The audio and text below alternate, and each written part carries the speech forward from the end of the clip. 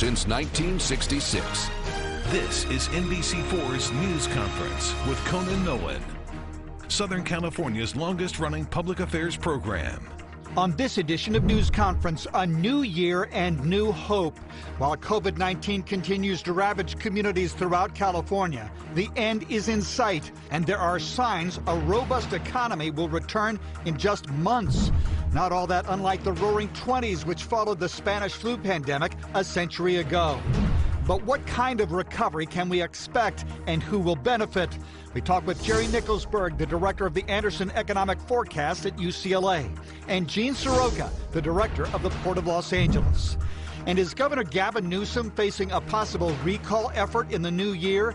And what about the future of the Republican Party post-Donald Trump? We talk with political science professor Ange-Marie Hancock-Alfaro of USC and Raphael Sonnenschein of the Pat Brown Institute at Cal State LA. Good morning and welcome to the Tom Brokaw News Center here at Universal City. I'm Conan Nolan. We hope you are healthy and safe and COVID-free as we start the new year and thankfully say goodbye to 2020.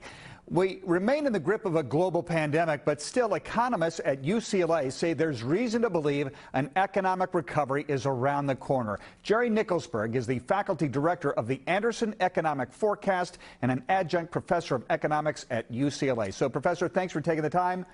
Why the optimism? So there are a couple of reasons. One is, and I think everyone will relate to this, we have, as a matter of public health policy and to try and keep ourselves safe, not consumed a whole set of services that we previously consumed. And we're anxious to get back and socialize, go to restaurants, go to live events and the like. So there is quite a bit of pent-up demand to re-socialize.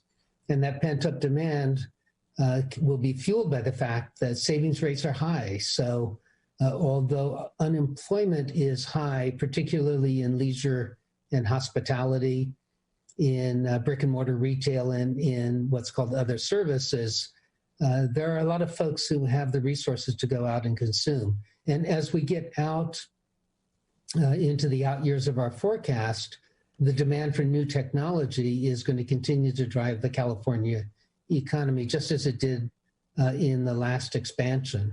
It's been good for people who can work at home and be productive, but what about those who have not been able to do that, particularly people who work with their hands? Is this recovery going to increase or help alleviate income inequality?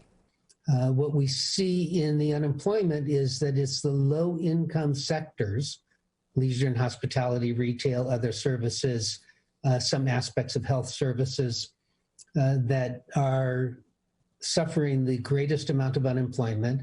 They'll have the slowest recovery. So we have a very mixed recovery, increasing income inequality.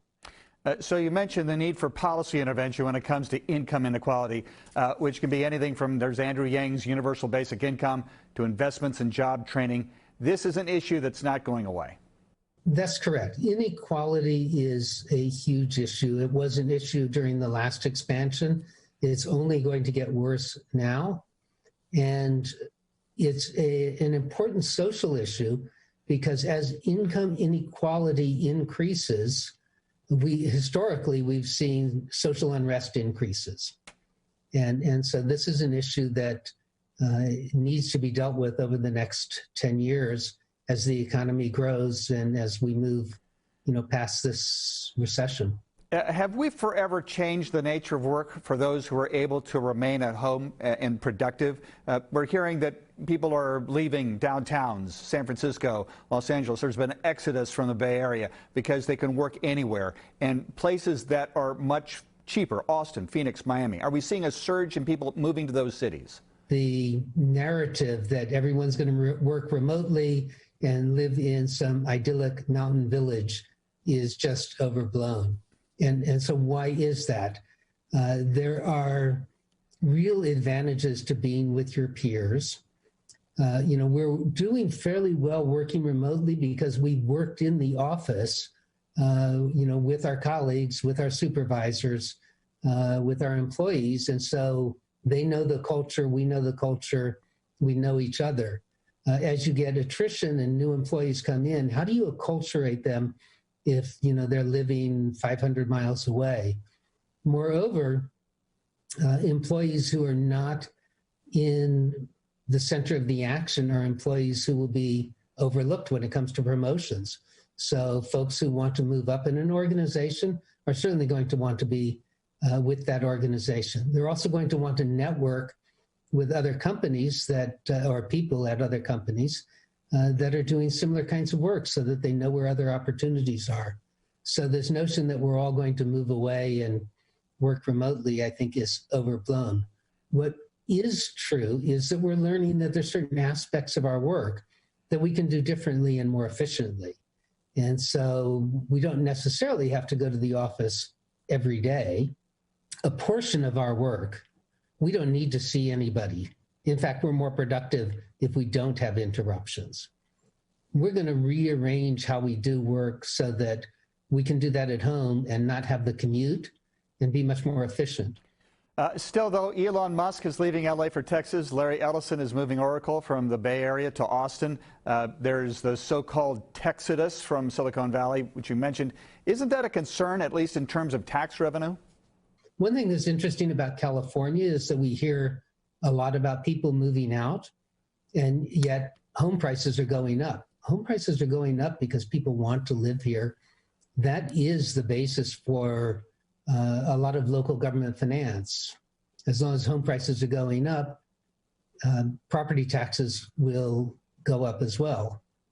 So, you know, I think it's somewhat mixed. You know, Austin and Texas in general and other states are going to be catching up. Companies are going to be moving there. They're going to be looking for savings. That does not change the entrepreneurial ecosystem that exists in California, at least not in the near term.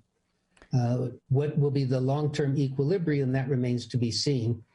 You know, but I think it's a little dangerous to extrapolate from a few very public moves that are going on right now. Hopefully the recovery comes sooner than later. Jerry Nickelsburg of UCLA, the Anderson Economic Forecast, thanks for taking the time. Happy New Year.